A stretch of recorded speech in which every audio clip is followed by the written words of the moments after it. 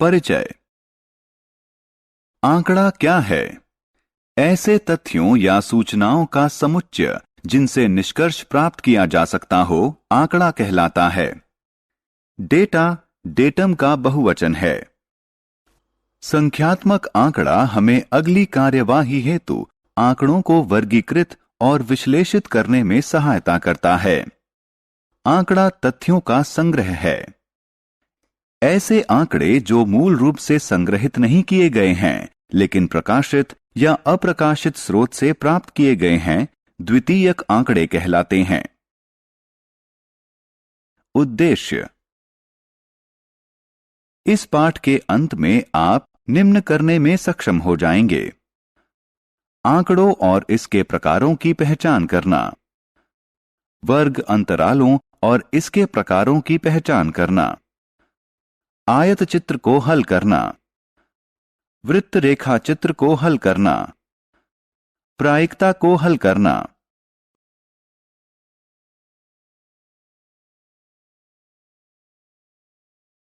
चित्र आलेख। संख्यात्मक आंकड़ों को चित्रों या प्रतीकों का इस्तेमाल करते हुए निरूपित करना चित्र आलेखन कहलाता है। चित्र आलेखों को पढ़ना भारी आंकड़ों को व्यक्त करना तो आसान है, लेकिन इनके माध्यम से सही मान नहीं व्यक्त किया जा सकता। यह एक कॉलोनी के लोगों द्वारा चुने गए खेल का चित्रात्मक निरूपण है।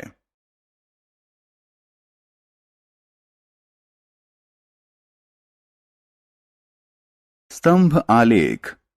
स्तंभ आलेख आंकड़ों के आलेखीय निरूपण का एक और स्वरूप है, जो स्तंभों की लंबाई के अनुसार आंकड़ों की मात्रा दर्शाता है। ये स्तंभ क्षैतिजिक या ऊर्ध्वाधर यानी अभिलंबवत हो सकते हैं। यह स्तंभ आलेख विभिन्न पशुओं की आयु निरूपित करता है। इस स्तंभ आलेख से हम पशुओं की आयु प्राप्त कर सकते हैं।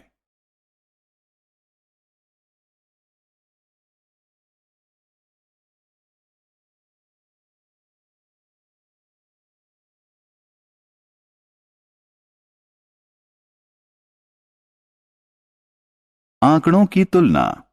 हम एक स्तंभ आलेख में आंकड़ों के दो समुच्चय निरूपित कर सकते हैं। यह स्तंभ आलेख वर्ष 2006 के साथ साथ 2007 का भी औसत मासिक व्यय प्रदर्शित करता है। इस प्रकार का स्तंभ आलेख उभय स्तंभ आलेख कहलाता है। हम इस उभय स्तंभ आलेख का इस्तेमाल करके आंकड़ों के दो समुच्चयों की तुलना कर सकते हैं।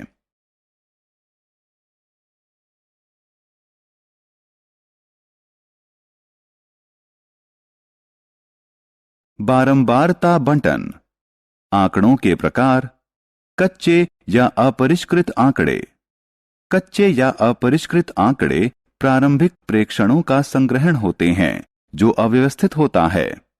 इस प्रकार की सूचना हम सर्वेक्षण के दौरान प्राप्त करते हैं।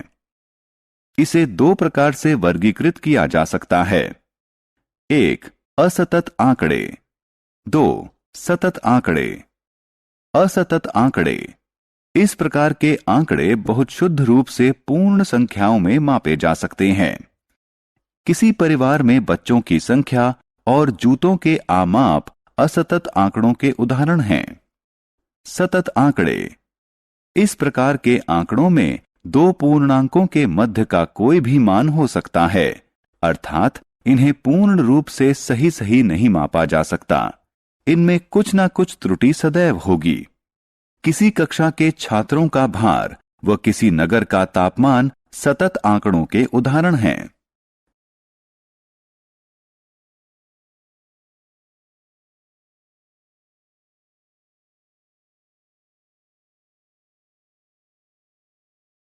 बारंबारता बंटन सारिणी। निम्न आंकड़ों को देखें। यह छात्रों द्वारा एक माह में अर्जित ग्रेड के विषय में बताता है।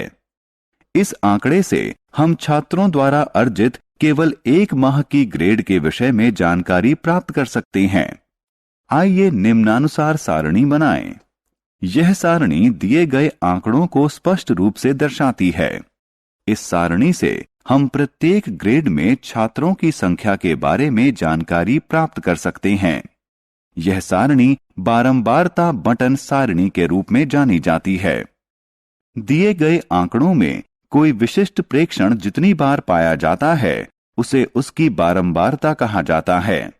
बारंबारता बटन प्रदर्शित करता है कि कोई विशिष्ट वस्तु उस समूह में कितनी बार पाई गई है।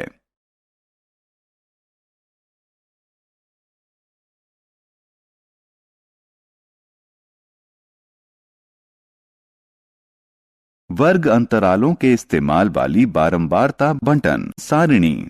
उदाहरण, एक कक्षा के 30 छात्रों द्वारा गणित के प्राप्तांक निम्न में दिए गए हैं। आंकड़ों को वर्ग अंतराल में समूहित करने से पहले निम्न बिंदुओं पर गौर करना आवश्यक है।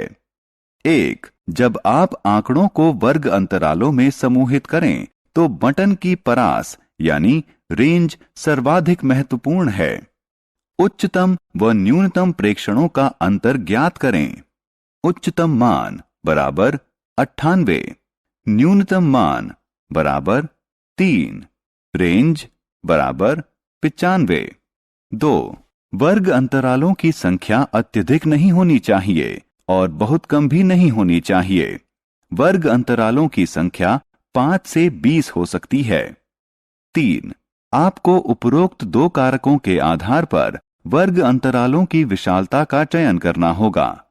आपको यह विशालता चुनते समय बहुत सावधानी बरतनी होगी। यह इतनी विशाल नहीं होनी चाहिए कि आंकड़ा महत्वहीन हो जाए और इतना छोटा भी नहीं होना चाहिए कि अंतरालों की संख्या अत्यधिक हो जाए। अंतराल का अनुकूलतम आमाप केवल आप ही निर्धारित कर सकते हैं। 1. वर्ग अंतराल के बाईं ओर की संख्या वर्ग की निम्न सीमा कहलाती है और दाईं ओर की संख्या वर्ग की उच्च सीमा कहलाती है। 2. दो सीमाओं के मध्य अंतर अंतराल की विशालता या वर्ग आमाप होता है। 3. प्रत्येक वर्ग अंतराल के मध्य का मान इसका वर्ग चिन्ह कहलाता है। इसे निम्न व उच्च वर्ग सीमाओं को जोड़कर उसके योग को 2 से भाग देकर प्राप्त किया जा सकता है। उदाहरण के लिए मान लें कि अंतराल 20 से 40 है। अंतराल की निम्न सीमा 20, अंतराल की उच्च सीमा बराबर 40। वर्ग चिन्ह बराबर 20 जमा 40 भाग 2 बराबर 60 भाग 2 बराबर 30। सारणी में देखकर हमें निम्न सूचना प्राप्त हो सकती है। 1. 50 से कम प्राप्तांक वाले छात्रों की संख्या। 2. उत्तीर्ण छात्रों की संख्या। 3. 80 से अधिक प्राप्तांक वाले छात्रों की संख्या। 4. हमें कक्षा के प्रदर्शन के विषय में जानकारी प्राप्त हो सकती है। आंकड़ों को वर्ग अंतरालों में वर्गीकृत करने की विधि आंकड़ों का समूहन कहलाती है। वर्ग अंतरालों के दो विभिन्न प्रकार। वर्ग अंतरालों के विभिन्न दो प्रकार होते हैं। 1. समावेशी वर्ग अंतराल। 2. अपवर्जी वर्ग अंतराल। 0 से 19, 20 से 39, 40 से 59 और इसी तरह के अन्य वर्ग अंतराल अपवर्जी वर्ग अंतराल कहलाते हैं, क्योंकि पिछले वर्ग की उच्च सीमा और अगले वर्ग की निम्न सीमा भिन्न भिन्न है। इस प्रकार का वर्ग अंतराल केवल असतत आंकड़ों के लिए ही उपयोगी होता है। समावेशी वर्ग अंतरालों में पिछले वर्ग की उच्च सीमा अगले वर्ग की निम्न सीमा के बराबर होती है। उदाहरण के लिए 0 से 20, 20 से 40, 40 से 60 इत्यादि।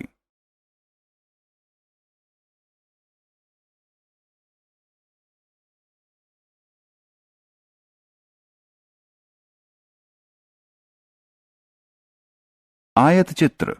आयत चित्र सतत चर के बारंबारता बटन का आलेखीय निरूपण है। आयत इस प्रकार निर्मित किए जाते हैं कि उनके आधार रेखीय पैमाने पर विभिन्न अंतरालों को निरूपित कर रहे हों और उनकी ऊंचाइयां प्रत्येक अंतराल में मानों की बारंबारता के समानुपाती हों।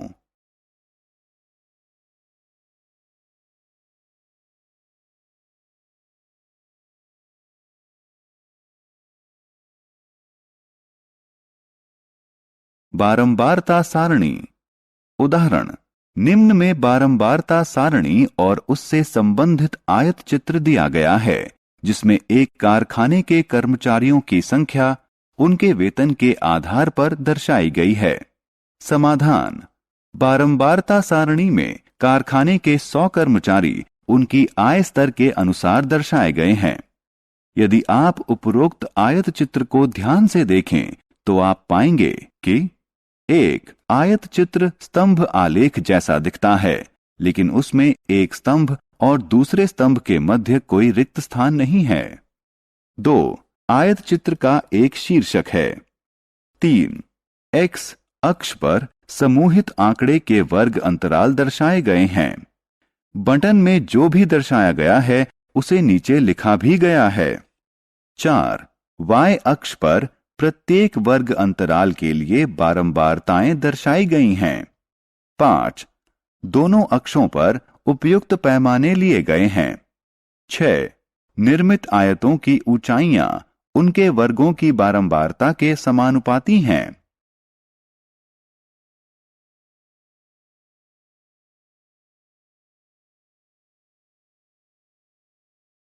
वृत्त आलेख। 2 भागों में बटे हुए वृत्त आलेख के दोनों भाग संबंधित सूचना के कुछ अंश का आमाप प्रदर्शित कर रहे हैं। वृत्त आलेखों का उपयोग उन अंशों के आमाप को प्रदर्शित करने के लिए किया जाता है जो समष्टि का निर्माण करते हैं। वृत्त आलेखों को पाई आलेख के रूप में भी जाना जाता है।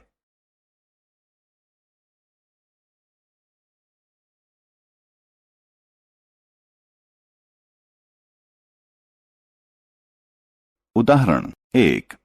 एक स्कूल के छात्रों के पसंदीदा रंग निम्न सारणी में दिए गए हैं।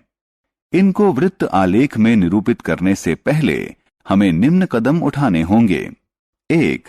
समष्टि अंशों को ज्ञात करना। 2. समूहों की संख्या की गणना करना। 3. ज्ञात करना कि प्रत्येक समूह के किस भिन्न में समष्टि है। 4. केंद्रीय कोण ज्ञात करना और उसी के अनुसार आलेख बनाना। हल, छात्रों की कुल संख्या बराबर 200, समूहों की संख्या बराबर 5। लाल रंग पसंद करने वाले छात्रों का भिन्न 37 भाग 200। केंद्रीय कोण 37 भाग 200 गुणा 360 डिग्री बराबर 66.60। हरा रंग पसंद करने वाले छात्रों का भिन्न 26 भाग 200। केंद्रीय कोण 26 भाग 200 गुणा 360 डिग्री बराबर 46.80। नीला रंग पसंद करने वाले छात्रों का भिन्न बराबर 30 भाग 200। केंद्रीय कोण 30 भाग 200 गुणा 360 डिग्री बराबर 54। पीला रंग पसंद करने वाले छात्रों का भिन्न 39 भाग 200।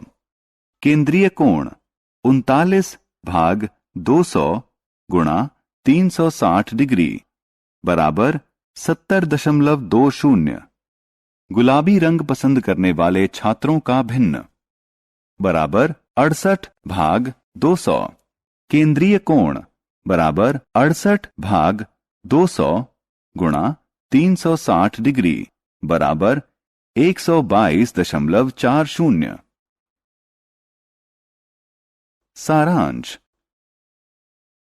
आइए जो कुछ हमने सीखा है उसे संक्षेप में दोहराएं। वे संग्रहित प्रेक्षण जो व्यवस्थित न किए गए हों कच्चे आंकड़े कहलाते हैं।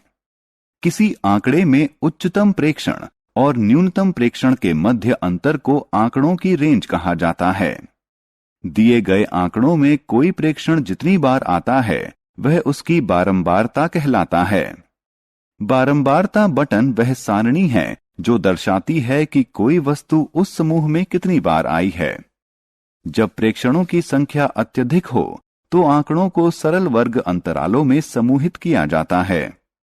उच्च और निम्न वर्ग सीमा के मध्य अंतर को वर्ग आमाप कहा जाता है। वर्ग अंतराल का मध्यमान वर्ग चिन्ह कहलाता है। वर्ग अंतराल संग्रहित आंकड़ों के प्रकार पर निर्भर करते हुए या तो समावेशी वर्ग अंतराल हो सकते हैं या अपवर्जी वर्ग अंतराल हो सकते हैं। आयत चित्र समूहित आंकड़ों का आलेखीय निरूपण होता है। यह आधार के रूप में वर्ग अंतरालों के आयतों और ऊंचाइयों के रूप में संबंधित बारंबारताओं से बना होता है। कोई प्रयोग वह स्थिति है जिसमें निष्कर्ष निकलने की संभावना हो। निष्कर्ष वह परिणाम है जो किसी प्रयोग के एक ही प्रयास में प्राप्त हो। कोई अनुवृत्त किसी प्रयोग का एक या अधिक निष्कर्ष हैं।